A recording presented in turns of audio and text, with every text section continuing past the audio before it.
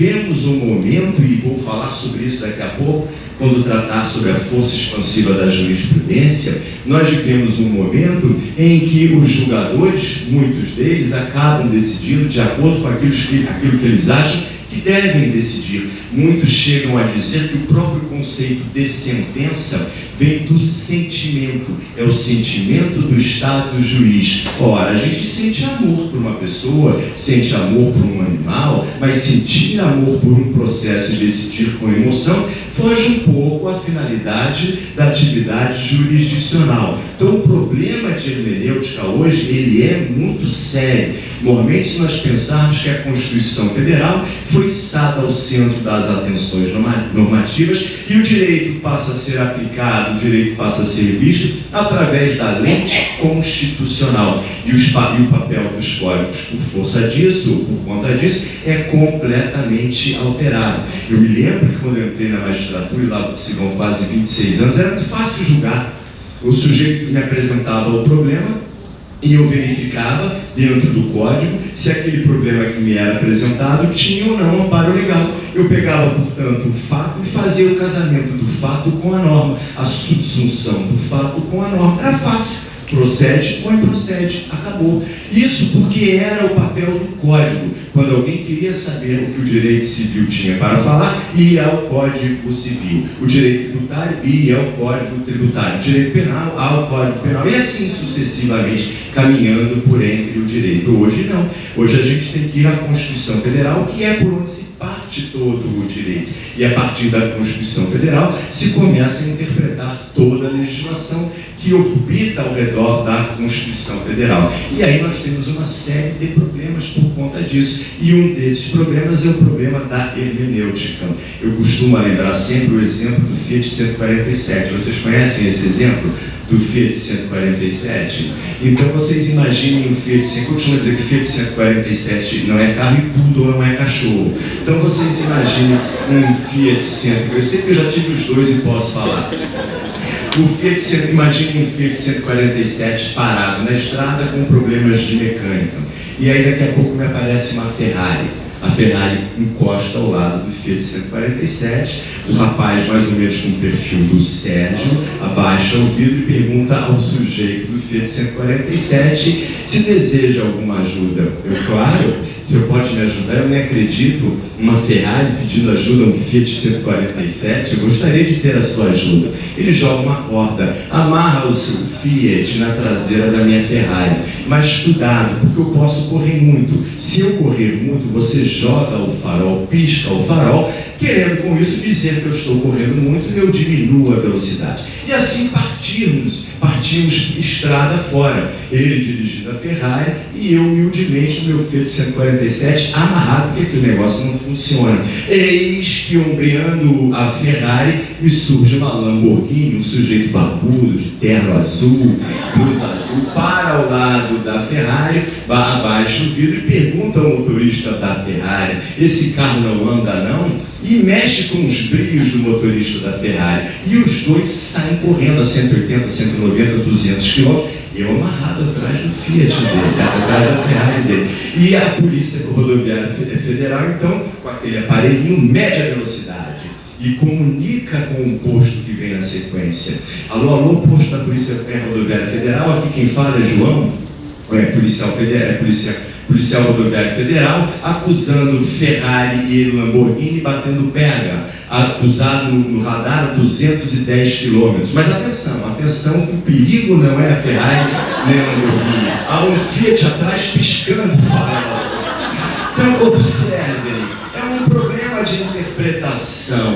Então a interpretação de um fato ou dos fatos advém da própria natureza do ser humano e é um problema que nós temos que ultrapassar. Vamos falar sobre isso aqui rapidamente. E isso implica em quê? Na subjetividade do intérprete. E aí se descobriu que a subjetividade do intérprete, ela pode ser resolvida através do álibi teórico da ponderação. Sim, porque através da teoria da ponderação dos valores, se é capaz de chegar a diversas respostas para um único problema. E todas estas respostas podem ser corretas. Há muitos anos atrás, eu ainda era juiz de vara, eu fui juiz que julguei o caso do velhinho. Qual foi o caso do velhinho? O caso do velhinho tinha uma cuidadora, a cuidadora ficava em casa com esse senhor e ela cuidava, como o próprio nome sugere, de alimentar aquele idoso. E aí ela vinha com pratos de comida e com a colherzinha. O idoso me parece que teve um AVC, portanto tinha muita dificuldade na sua própria mobilidade física. E aí a cuidadora vinha com a colherzinha, ó papá, ó papá, ó papá. E ela tirava a colher, ó papá, e tirava a colher. Pelas tantas ela pegava o prato de sopa e jogava na cara do idoso. Vinha com um pano e limpava. Mal sabia ela que tudo estava sendo filmado, que hoje nós temos as tais das câmeras ocultas, todo mundo faz a reforma no apartamento, enfia a câmera oculta por tudo que é lugar, e aí quando chega em casa, a filha daquele idoso vai verificar o filme, o pai ficando magro, agoniado para falar, não conseguia se expressar direito, vai verificar no filme e a situação é exatamente esta que eu narrei para vocês. E aí manda a cuidadora embora, isso vai parar onde? Vai parar comigo, parece que Deus escolhe, é com você e a coisa vem comigo. E aí quando chega comigo o processo, qual é a linha de defesa? Que aquela prova colhida não vale. Não vale porque teria violado a privacidade, teria violado a intimidade, na medida em que todo o filme foi feito através de câmeras ocultas sem conhecimento da cuidadora. E aí se discutiam valores fundamentais. Que vale mais o idoso, a vida, a saúde, a intimidade, a privacidade, valores constitucionais. Então hoje vejam só, eu estou apenas fazendo uma rápida introdução. Se nós temos hoje a lente constitucional, da qual todo o universo jurídico parte, e a Constituição Federal permite diversas interpretações para os mesmos fenômenos, e todas essas interpretações apresentam respostas corretas, qual é a melhor resposta para o caso apresentado e que o julgador terá que decidir? Aplica-se a teoria da ponderação. E a teoria da ponderação significa dizer que qualquer uma das respostas pode ser correta. É correto, é ilícito ou não plantar maconha para consumo próprio? Há um ministro do Supremo que já diz que cocaína pode gerar sem problema algum a continuar do jeito que está. É ou não é correto gravar a conversa entre os trabalhadores numa empresa? Vocês ligam para esses serviços de telemarketing, alguém atende, uma voz mecânica, extraordinária, depois 55 minutos esperando na linha, vozes mecânicas falando com você vai ficando desesperado, e pelas tantas dizem assim, a sua conversa será gravada. Perguntaram a vocês se pode ser gravada a sua conversa? Alguém pergunta? Não, a conversa é gravada. Pode ou não pode se fazer isso? Então nós estamos vivendo num mundo em que as mudanças elas são muito rápidas. Estão acontecendo mudanças muito contundentes, em que o ser humano jamais viu tantas e tantas e contundentes modificações como essas que estão acontecendo agora. E nós precisamos nos adaptar, todos nós, porque se nós não nos adaptarmos, nós vamos viver com o discurso do ressentido. O que é o discurso do ressentimento? Ah, antes não era assim, antes era muito melhor, perdeu-se aquela época, perdeu-se o romantismo. Não podemos viver com o discurso do ressentimento, nós precisamos nos adaptar. Eu sei que eu sou velho para este mundo virtual, esta plataforma virtual que se apresenta hoje, ela se contrapõe a mim. Embora eu não seja aparentemente velho, eu sou para esta plataforma virtual. Graças a Deus eu tenho a vantagem que a minha geração está morrendo, a minha, o Sérgio, que nós realmente temos muita dificuldade com esse tipo de situação. Eu sou da época, graças a Deus eu tive uma mãe preta e tenho uma mãe branca, portanto eu fui criado por duas mães. A minha mãe preta não sabia escrever. Naquela época havia um programa do Mobral, muitos daqui não sabem o que é isso. Ela entrou no Mobral, quando ela aprendeu a ler e a escrever, ela chorava de emoção. E às sextas-feiras, uma vez por mês, uma sexta por mês, eu escrevi uma carta. Eu escrevi uma carta que ela mandava para a Bahia, Irará, nem sabe onde é, olha no mapa do Brasil, depois vocês vão ver onde é. Ela escrevia uma carta para o Irará, eu lambia o selo. Muitos aqui não sabem nem lamber, doutor Sérgio, eu lambia. Eu lambia o selo da carta.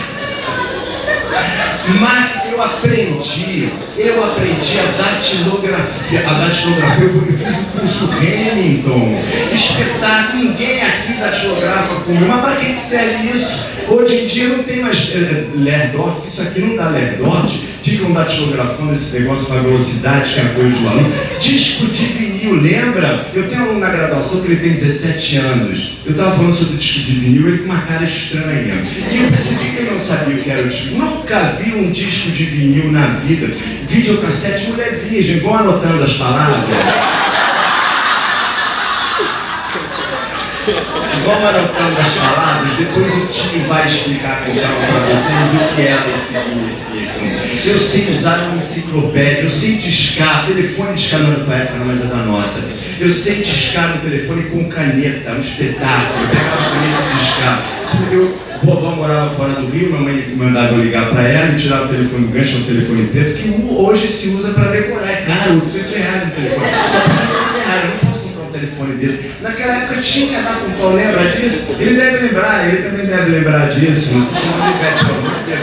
E eu tirava o telefone do gancho, ficava guardando da linha, guardava e dava, conseguia discar com caneta, lá pelas tantas a ligação caía. E aí voltava, minha mãe chamava ele, me chama de Lezinho, Lezinho, vai pro telefone, o garoto aí era pro telefone esperar da linha. Mudou, hoje mudou. Nós não temos mais isso, nós tivemos que nos adaptar a essa situação.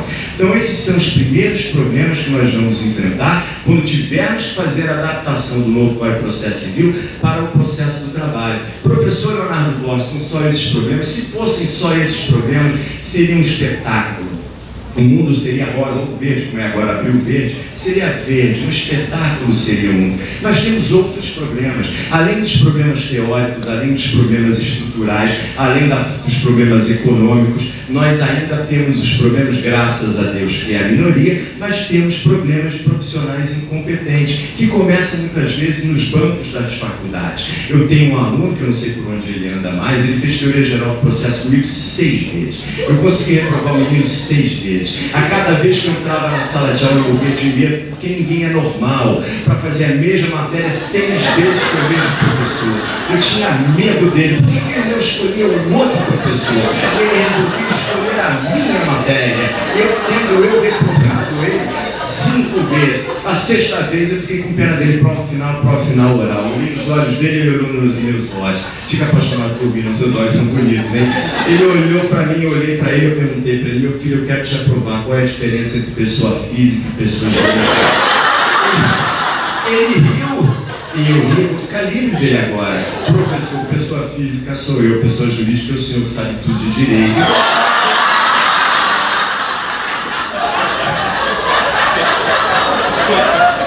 Eu ainda era juiz substituto,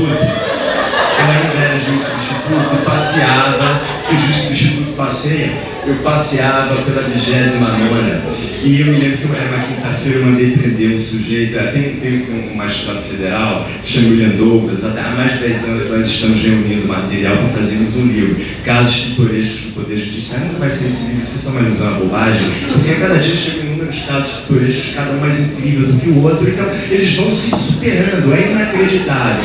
Mas eu nunca vou esquecer, eu mandei prender um sujeito, era quinta-feira, na sexta-feira, qual é o remédio jurídico que solta quem está preso?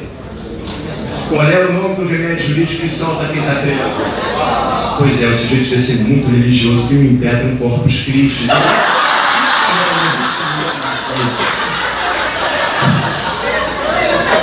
Parece piada, são as dificuldades que nós temos que enfrentar.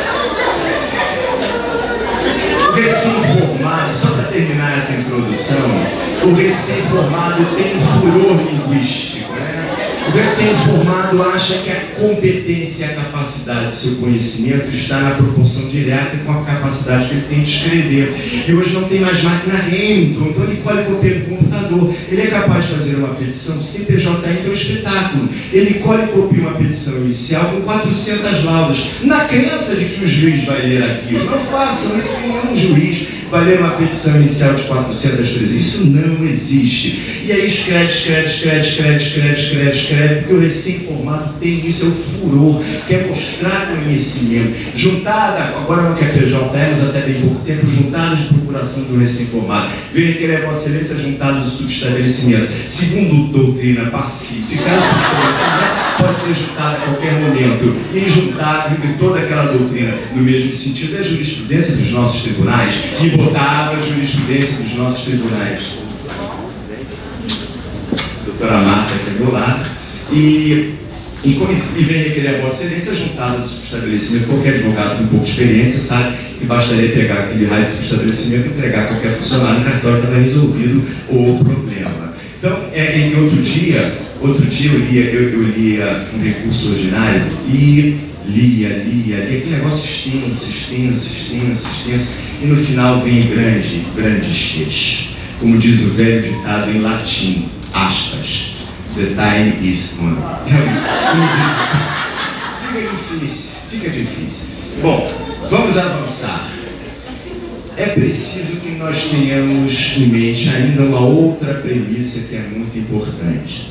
Nós não podemos aplicar um novo Código de Processo Civil. Eu não estou fazendo propaganda da editora, porque esse é o menor, já está tudo viciado, tudo rabiscado, então onde eu vou, eu me levo.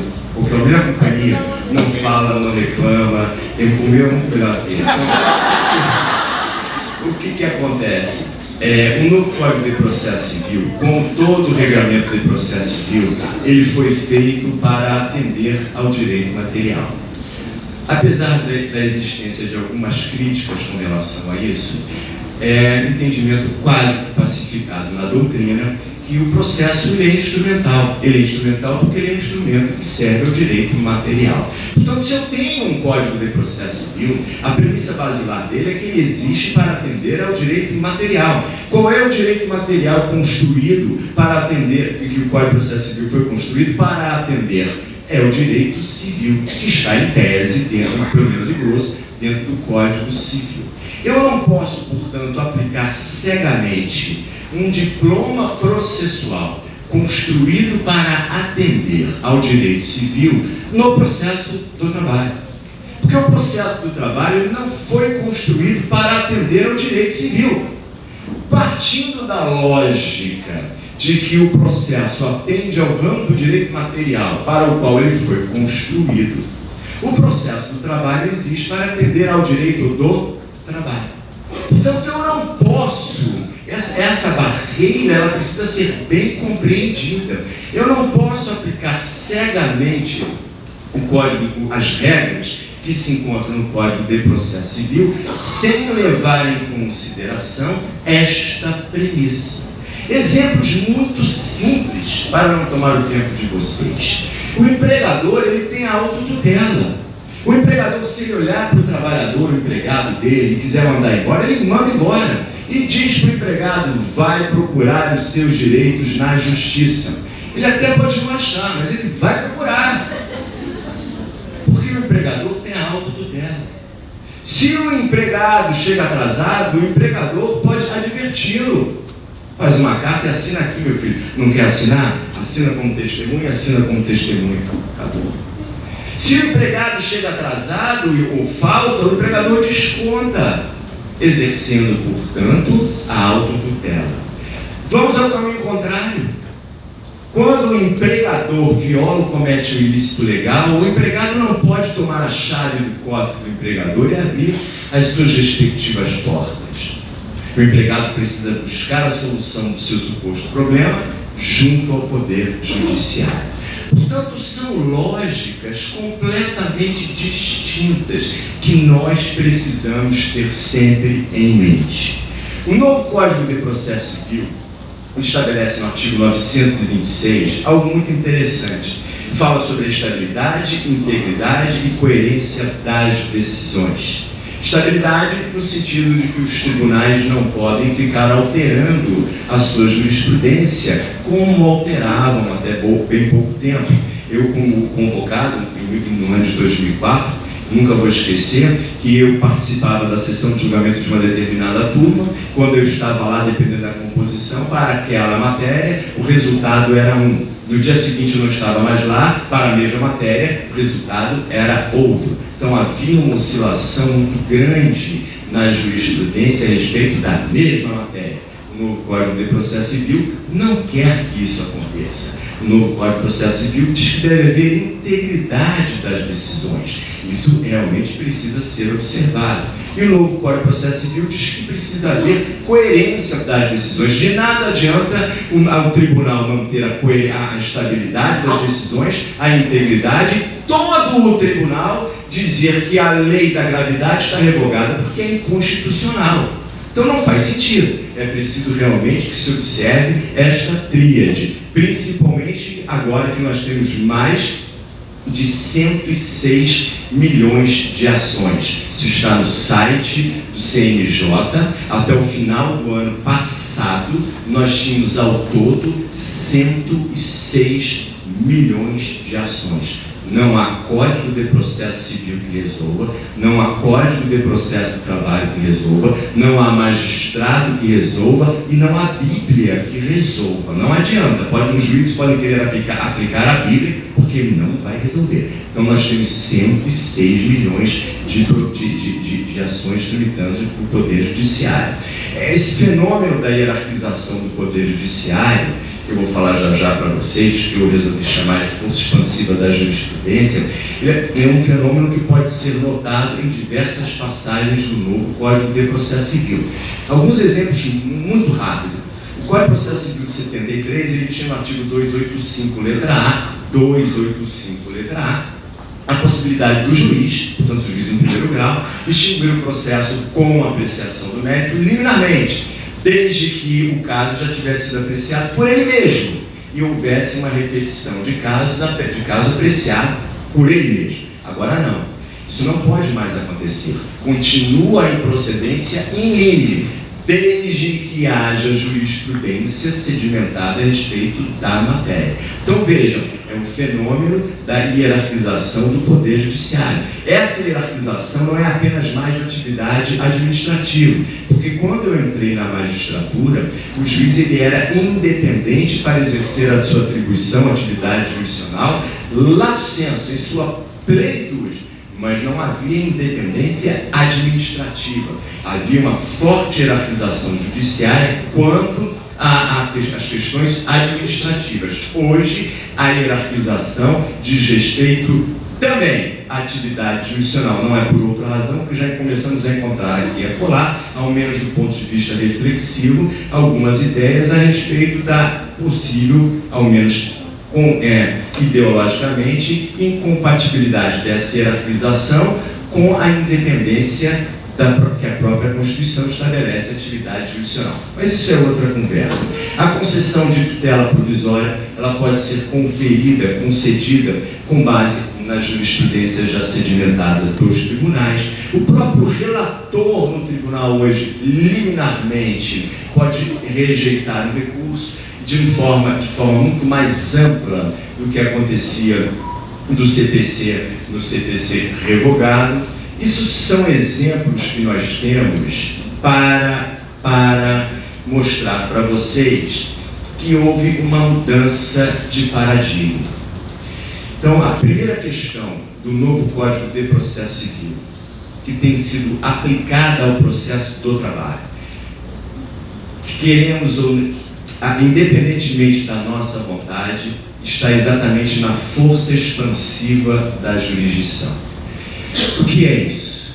Quando nós temos matéria fática, os juízes são completamente livres para decidir. Há uma discussão se o princípio do livre convencimento motivado está ou não ainda em vigor, diante da nova redação do artigo 371 do novo CPC, mas isso também é outra discussão. E os tribunais de segundo grau, eles são absolutos em matéria fática. Não há sequer como unificar a jurisprudência em matéria fática. A unificação veio através de questões jurídicas. Teses jurídicas e questões de direito precisam ser unificadas.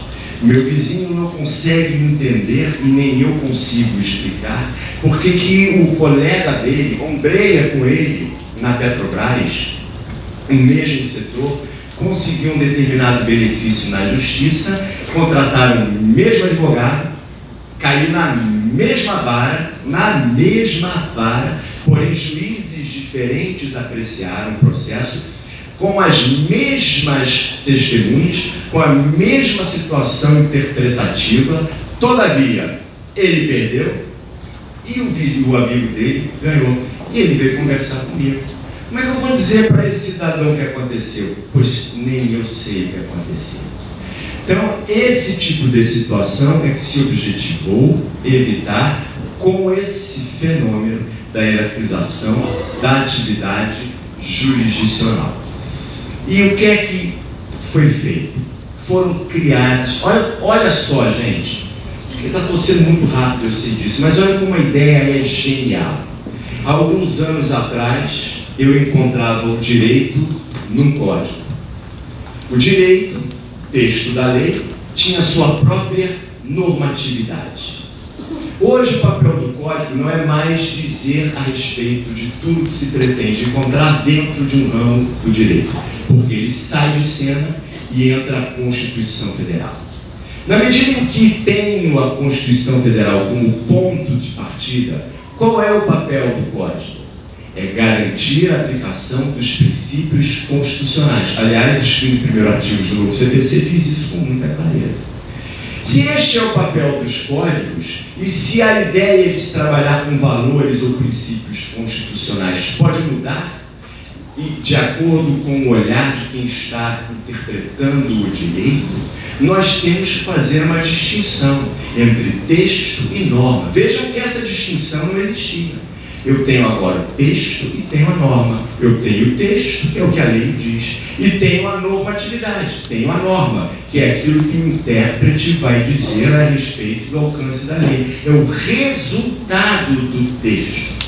E diante disso, eu tenho a possibilidade de ter inúmeros fenômenos, tenho a possibilidade de ter o fenômeno da modificação interpretacional. Eu tenho várias decisões distintas para a mesma situação. E aí, o que é que se tem que fazer para que isto não aconteça? Vamos hierarquizar a atividade jurisdicional, vamos trazer o patamar da segurança jurídica para dentro deste discurso, vamos trabalhar com a ideia de igualdade um pouco dimensionada, além da ideia tal qual era trabalhada até bem pouco tempo, mas precisamos instituir mecanismos que coloquem em prática esse novo ideário. E aí construíram. Primeiro a súmula vinculante, com a emenda constitucional número 45.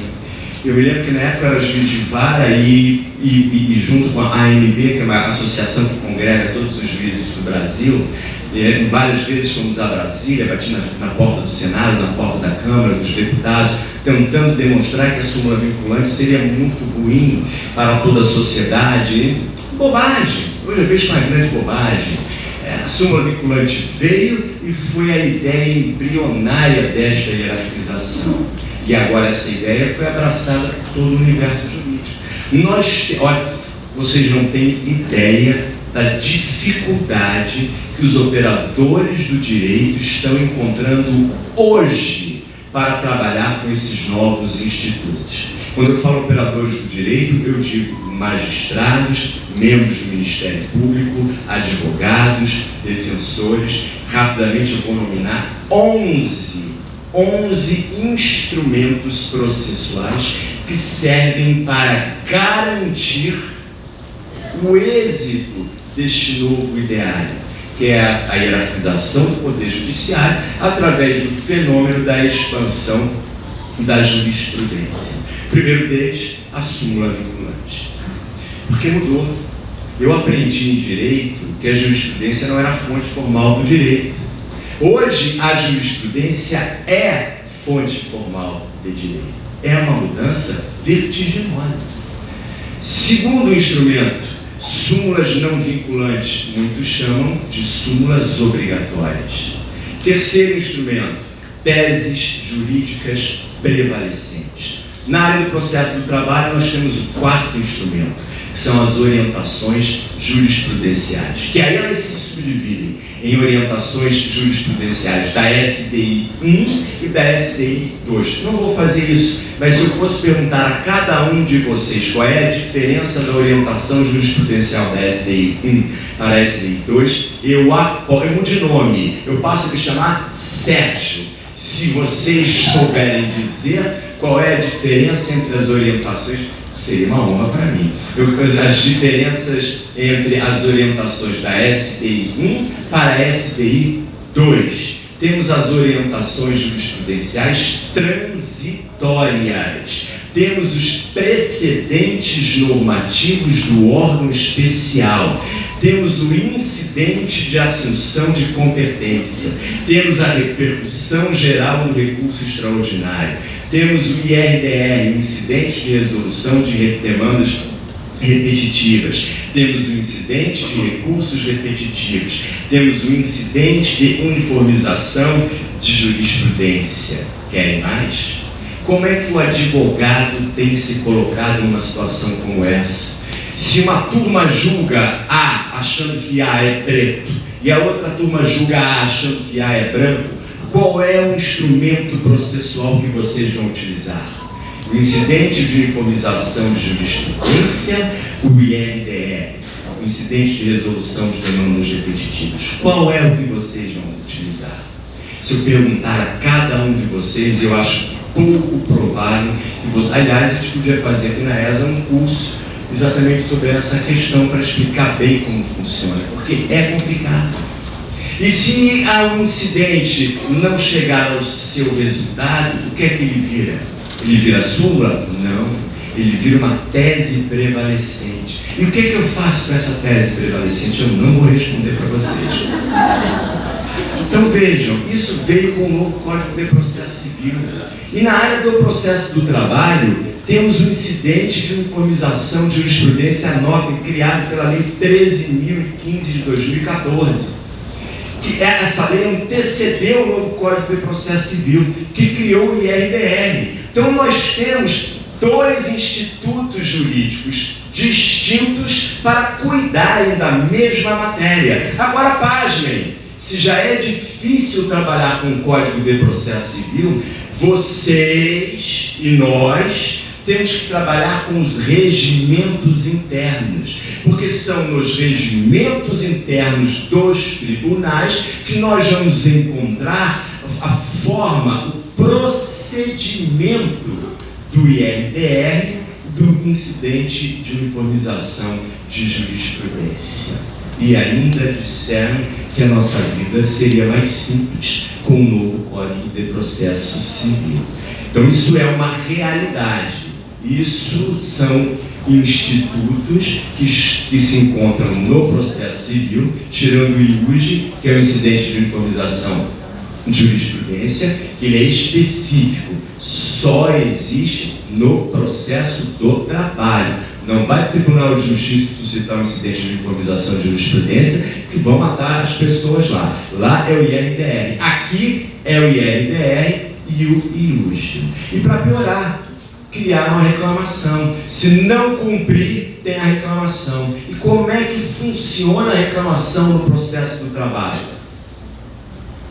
Eu não vou falar sobre ela aqui, porque senão nós vamos perder muito tempo. Também poucos sabem manejar. Então vejam, são institutos criados pelo novo Código de Processo Civil, que tem plena incidência no processo do trabalho, não há dúvida quanto a isso, e todos estão dando cabeçada. Nos próximos 2 anos, talvez 3, continue assim.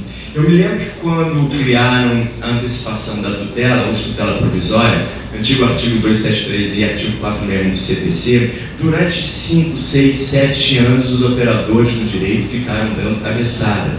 Eu me lembro que eu fui a primeira monografia brasileira a tratar do tema, foi minha, uma porcaria. Mas qual é a vantagem de ser o primeiro? Que todo mundo cita, nem que seja para malhar, para enfiar o cacete, mas todo mundo cita aquele negócio. E eu dizia, não tenho a capacidade de adivinhar o futuro, futuro. Hoje a loto, a Mega Sena, 70 milhões, eu joguei, nunca acertei um número, acertei naquela porcaria, nem agora que eu vou acertar. Então isso prova que eu não tenho a capacidade de adivinhar o futuro. Mas eu dizia naquela época, os operadores do direito vão ficar batendo cabeça durante muito tempo, até que eles aprendam a trabalhar com a antecipação da tutela provisória, com a antecipação da tutela. Hoje, todos já sabem trabalhar, modificaram um pouco no novo Código de Processo Civil, mas sem muitas dificuldades. Mas o fenômeno da expansividade da jurisprudência vai dar e está dando muito trabalho a todos os operadores do direito.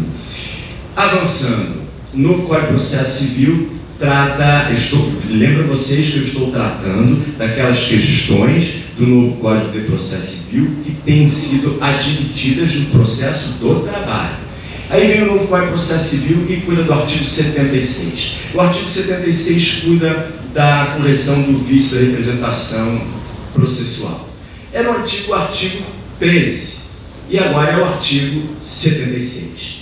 E aí se discutia naquela época se nos tribunais, quando havia um vício na capacidade de representação processual, vamos ser bem práticos, um vício da procuração, poderia ou não ser corrigido nos tribunais.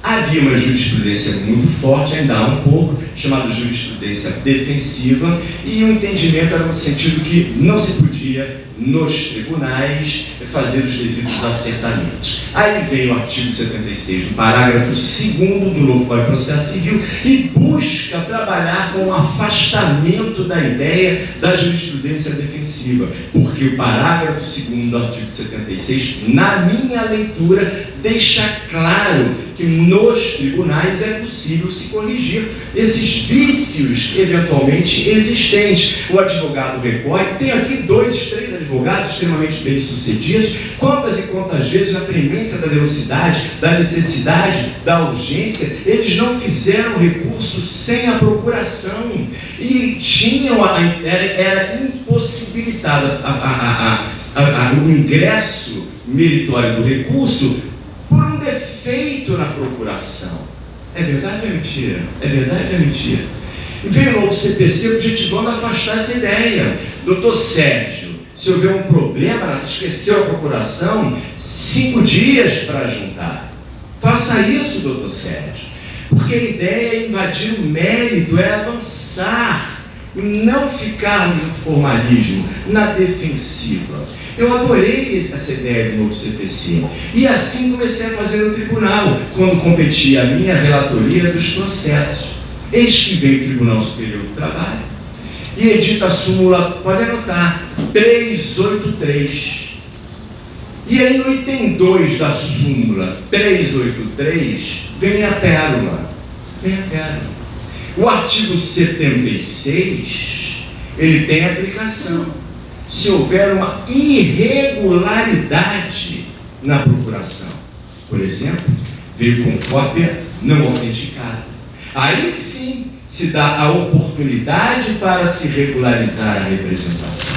Mas se o advogado recorrer sem estar munido de procuração, e se não for a hipótese do artigo 104 do novo CPC, que trata daquela situação de emergência, o advogado pode procurar em juízo emergencialmente, em situações muito específicas, que não é o caso, em grau de recurso, não poderá sanar o vício. Ou seja, quando eu acredito que nós estamos avançando, nos afastando da jurisprudência defensiva, eu me deparo com essas pérolas. Fui ao Superior Tribunal de Justiça, ao STJ. Será que isso é um problema do TST? Isso modificou a súmula tinha outra redação. E o STJ tem decidido desta forma. Por que mudaram então? Qual foi a finalidade? Qual é a vantagem? Então vejam, esta regra do artigo 76, ela tem sido aplicada. Eu até trouxe a súmula aqui. Ela tem sido aplicada, mas digamos assim, no meio do caminho. Tá? A distribuição dinâmica do ônus da prova. particularmente sempre apliquei isso no processo do trabalho. Não é exatamente o mesmo fenômeno do artigo 6º, inciso 8º do CDC, que cuida da inversão do ônus da prova. Não vou falar sobre isso aqui agora, porque senão nós vamos avançar demais, mas a distribuição do ônus da prova, ele é fantástico. Realmente é algo extraordinário, principalmente nas lides trabalhistas, ou nas lides consumeristas, ou em lides em que realmente nós temos como réu potências econômicas. Rapidamente, eu tinha uma aluna de graduação, isso há 25 anos atrás, ela já era adepta da comida natural. Hoje é moda. Hoje todo mundo tem até negócio de vegano, que já é uma sofisticação da comida natural. Naquela época, 25 anos atrás, natural era quem fumava maconha, tinha que apanhar e ia preso. Hoje não, hoje natural é coisa extraordinária, quem fumar maconha pode. Então mudou tudo. Então eu tinha uma aluna naquela época, e muito preocupada com a saúde, de manhã cedo ela tinha o hábito de tomar uma vitamina de mamão. Um belo dia ela botou uma mão no liquidificador e ligou o liquidificador. Sabe o que aconteceu? O copo se separou da hélice. A hélice voou em direção ao rosto dela. Instintivamente, por reflexo, ela se defende, bota a mão assim e paralisa, evita que a hélice se dirija ao rosto dela. A hélice corta aqui, ó. Pega o tendão dela. Ela era arquiteta de profissão. Fazia direito porque, como todos nós somos enganados de modo geral, nós acreditamos que com o direito nós poderíamos encontrar um mundo melhor. Então as pessoas fazem direito primeiro, fugindo da matemática, não me perguntem como é mais isso é uma operação dificílima. E segundo, na crença de que vamos encontrar um mundo melhor fazendo direito. Depois nós vimos que a história não é bem essa. E ela fazia arquitetura e direito à noite. Ela era arquiteta e fazia direito à noite. Como destra que era, ela desenhava com a mão direita. Se defendeu com a mão direita. Perdeu o movimento da mão direita. Como é que ela ia em juízo? Lembrem-se, é quase 26 anos atrás. Como é que ela ia em juízo de provar que às 6 horas da manhã ela estava na cozinha, sozinha. Ela, o liquidificador e ela, e os dois fazendo uma vitamina de mamão, e aconteceu este infortúnio que eu acabei de narrar. Vejam, se nós não temos o fenômeno, a possibilidade de inverter essa ideologia probatória, fica muito difícil uma situação como essa. Eu tenho um amigo, eu tenho uma casa fora do Rio, eu tenho um amigo que ele é engenheiro, graças a Deus. A melhor coisa que tem quando chega no final de semana eu encontro pessoas que não são da área. 5 minutos? O doutor Alexandre já chegou? Ele está aí? Vossa Excelência está chegando muito cedo. Venha para a mesa, por favor. Recebam com uma palma de palmas, uma salva de palmas de divulgador.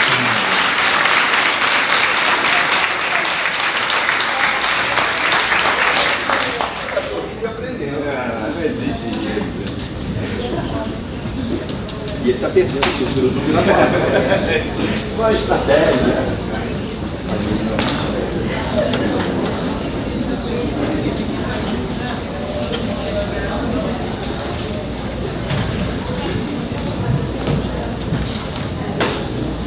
Ele me deu o papel 15 minutos a mais.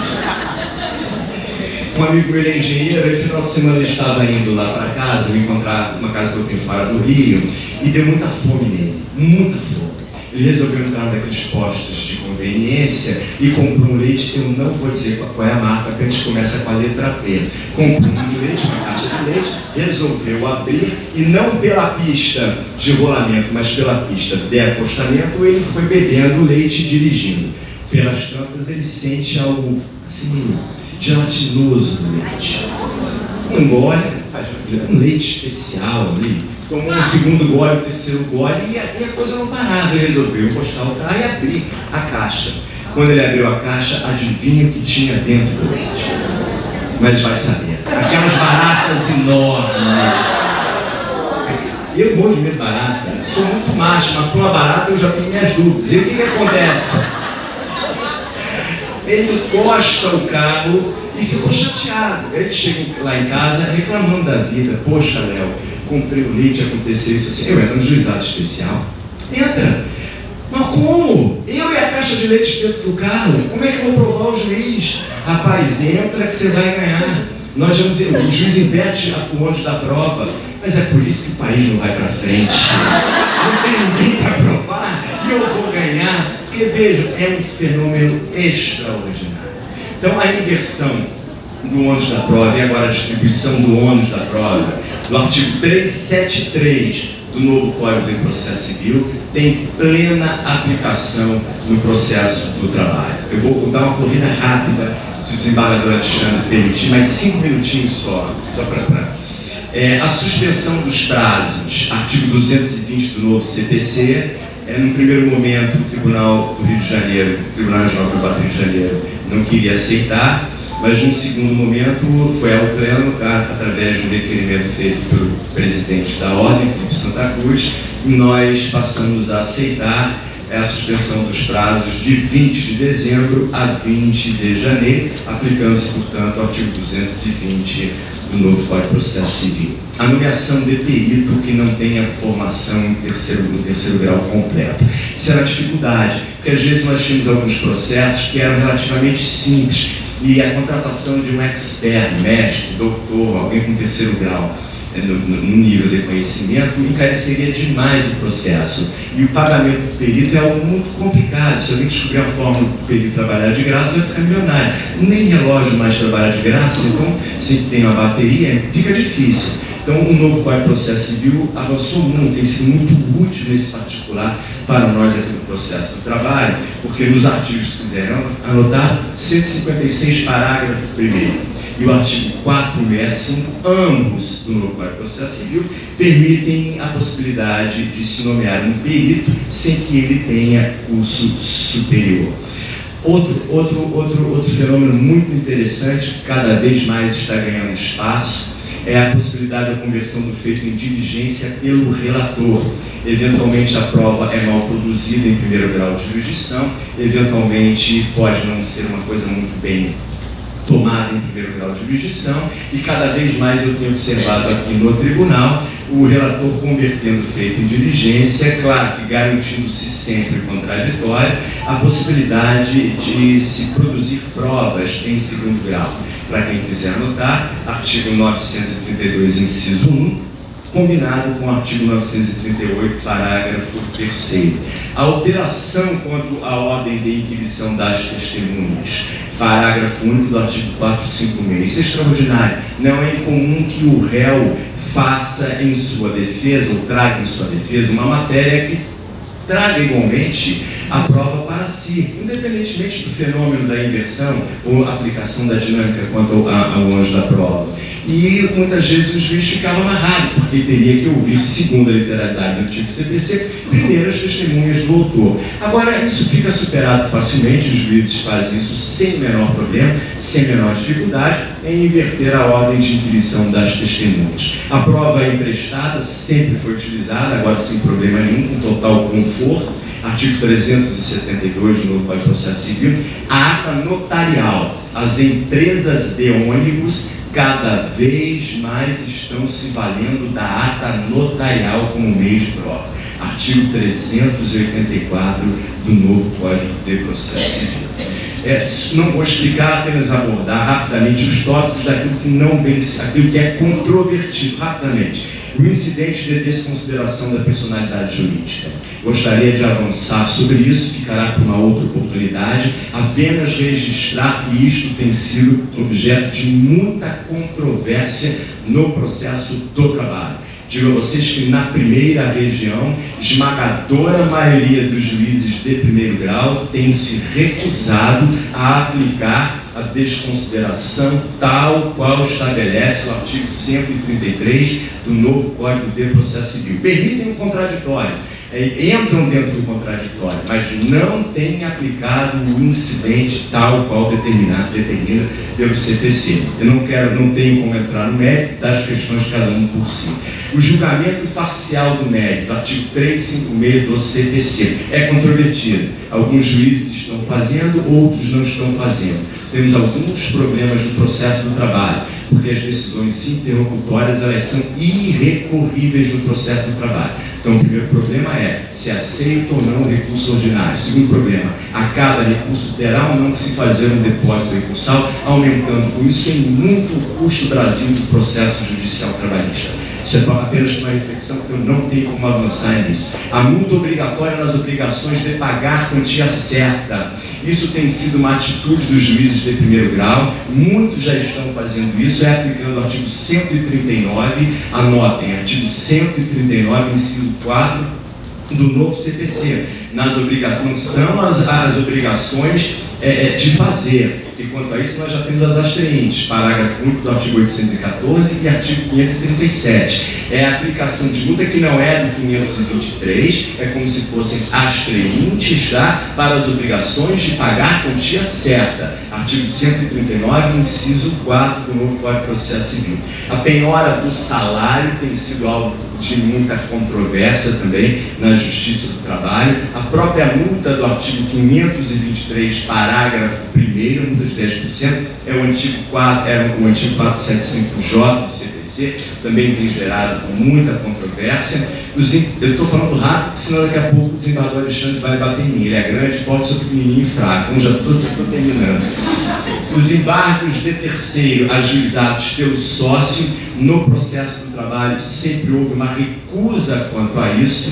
O novo Código de Processo Civil, no artigo 674, inciso 3, abre a possibilidade de se admitir. O meu tribunal tem até uma súmula que proíbe expressamente. Essa súmula vai ao pleno para ser cancelada diante da quantidade de controvérsia que nós temos a respeito da possibilidade ou não, quanto à legitimidade do sócio para ajuizar embargos de terceiro ou não. Gostaria de avançar mais sobre o tema, mas infelizmente isso não é possível. As perguntas formuladas diretamente pelos advogados, os juízes não estão fazendo isso na Justiça do Trabalho, eles não estão permitindo a aplicação do artigo 459 do CPC no processo do trabalho.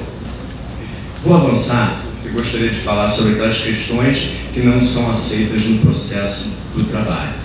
Mas em decorrência do tempo que me foi dado, muito curto, eu falei para o Dr. Sérgio que ele tinha que me dar 3 horas, mas ele disse, eu não posso lhe dar 3 horas, porque senão o público vai embora. E de fato eu sei que vocês estão aqui por causa do desembargador Alexandre. Eu disse para ele, coloque antes do desembargador Alexandre, porque se me colocar depois eu não tenho plateia. Então eu estou aqui enrolando vocês para ver se mais gente chegava, né? Então agora já chegou o pessoal, o desembargador já está aí. Eu queria dizer para vocês que é preciso mudar. Mudar não é fácil, mas é preciso mudar. Aquele velho ditado de que jacaré parado vira bolsa. Portanto, nós não podemos ficar estagnados. Nós vivemos dentro de um conceito de mundo líquido. Zygmunt Bauman, que foi um dos maiores sociólogos que nos altos dos seus 91, 92 anos acabou de falecer, realmente trabalhava com a ideia do mundo líquido. O mundo mudou, os paradigmas foram completamente alterados. Eu entro nos sites de relacionamento, vejo esses faces da vida, é inacreditável. Já há médicos do trabalho especializados em tratamento de depressão por conta do site de relacionamento. Há bem pouco tempo a depressão não era nem tratada como uma doença do trabalho, e hoje é. E por incrível que pareça, por que isso traz depressão? Porque esses sites de relacionamento, o Facebook, está todo mundo rindo, todo mundo alegre, o sujeito está quase se matando, cortando os pulsos, não tem namorada, não tem namorado, o sujeito é um infeliz, e aí vai pro Face, tira uma foto, eu sou feliz, tira a foto do pé, tira a foto, eu estou comigo, pode tudo, é inacreditável. Então nós vivemos num mundo paradoxo, porque ao mesmo tempo que o individualismo vem ganhando espaço, esse individualismo ele é coletivizado, quebrando-se com isso conceitos até então muito finos, como da privacidade ou mesmo da intimidade. Isso é a mudança, e nós precisamos nos adaptar a esta mudança. Com quem está a verdade? Nós não sabemos. Dois jovens no Alasca conversavam sobre amenidades, como tem que ser entre dois jovens. Eles conversavam sobre amenidades daqui, amenidades da acolá. Um vira-se para o outro e pergunta, você acredita em Deus? Vira-se para ele e diz o seguinte, eu quase acreditei. Como quase acreditou? Eu estava numa nevasca muito forte, não via um palmo à minha frente. Achei que eu ia morrer. Eu me ajoelhei, levantei as mãos para os céus e disse: Deus, por favor, me salve. E aí o Piperno vira-se para ele e diz: você está aqui, não é? Eu devo a minha vida àqueles 2 esquimós que lá apareceram. Então observe com quem está a verdade. A verdade não tem dono. É esta a maior lição que nós precisamos perceber diante dessas novidades do novo Código de Processo Civil.